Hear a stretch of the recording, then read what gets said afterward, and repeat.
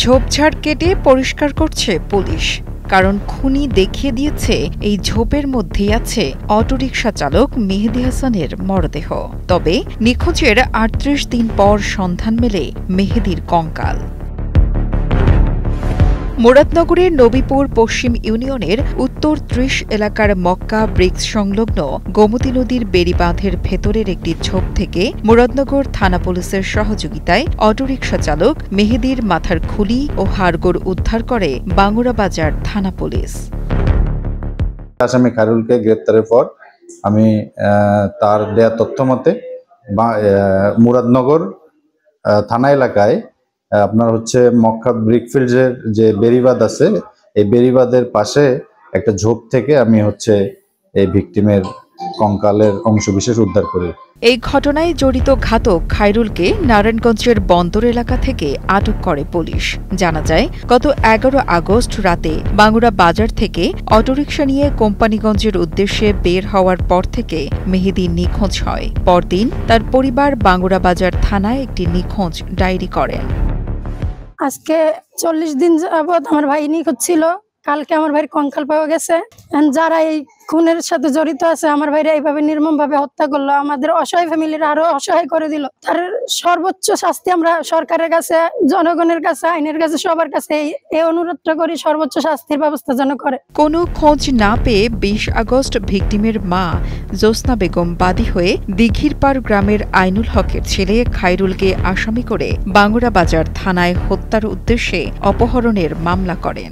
আমার পুত্র আজকে ১.৫ মাস যাবত আমি নিখোঁজ, আমি পাই না বিচারা। কালকে বসুন্ধরা টিস্যু অশুদ্ধতার বিরুদ্ধে এক বিন্দুও ছাড় নয়। আমি কঙ্কাল পাইছি ৩০-এর গুমতির নিচে। আমি পুলিশের কাছে গেছিলাম।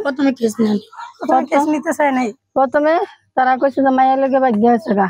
মামলার তদন্তকারী কর্মকর্তা এসআই নাহিদ হাসান জানান, মামলার তদন্তের মাধ্যমে এবং তথ্য প্রযুক্তির সহায়তায় ঘটনার সাথে জড়িত খায়রুলের বাবা আইনুল হককে রাঙ্গামাটি জেলার কাউখালী থানা এলাকা থেকে গ্রেপ্তার করা হয়।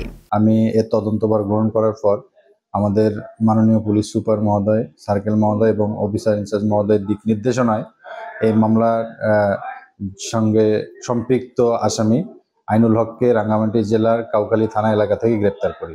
আইনুল হককে রিমান্ডে এনে জিজ্ঞাসাবাদ করলে তার দেয়া স্বীকারোক্তিতে কুমিল্লার আশোকতলা থেকে তার ভাই ফুল মিয়াকে আটক করে পুলিশ এবং একটি গ্যারেজ থেকে অটোরিকশাটি উদ্ধার করা হয়। প্রধান আসামি খায়রুলকে গ্রেপ্তারে দেশের বিভিন্ন অঞ্চলে অভিযান পরিচালনা করে আইনশৃঙ্খলা বাহিনীর সদস্যরা।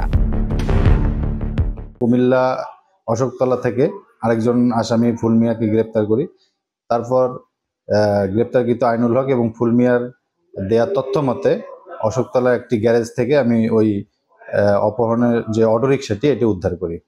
বাঙ্গুরা বাজার থানার ভারপ্রাপ্ত কর্মকর্তা জানান, প্রাথমিক জিজ্ঞাসাবাদে আসামি খায়রুল হত্যার কথা স্বীকার করেছে। পরে তার দেখানো স্থান থেকেই কঙ্কাল উদ্ধার করা হয়। ঘটনাস্থলে থাকা কাপড়ের মাধ্যমে ভিকটিমকে শনাক্ত করেন পরিবারের সদস্যরা। এই ঘটনায় ৩ জনকে গ্রেপ্তার সহ অটোরিকশাটি উদ্ধার করা হয়েছে। গ্রেপ্তার করে এবং আসামি খায়রুলের স্বীকারোক্তিমূলক যে তথ্য, সেই তথ্য ভিত্তিতে ভিকটিম মেহেদী হাসানকে সে মেরে মুরাদনগর থানার কোম্পানিগঞ্জ বেড়িবাঁধ নামক যে জঙ্গল আছে সেখানে ফেলে রাখে এবং তার দেওয়া তথ্য মতে সেখান থেকে ভিকটিম মেহেদী হাসানের কঙ্কাল উদ্ধার করা হয়। পরবর্তীতে আমরা মেহেদী হাসানকে বিজ্ঞ আদালতে রিমান্ড আবেদন করি। বিজ্ঞ আদালত 3 দিনের রিমান্ড মঞ্জুর করে। অটোরিকশা চালক মেহেদী হাসান হত্যায় সুষ্ঠু বিচারের দাবি জানিয়েছে তার পরিবার।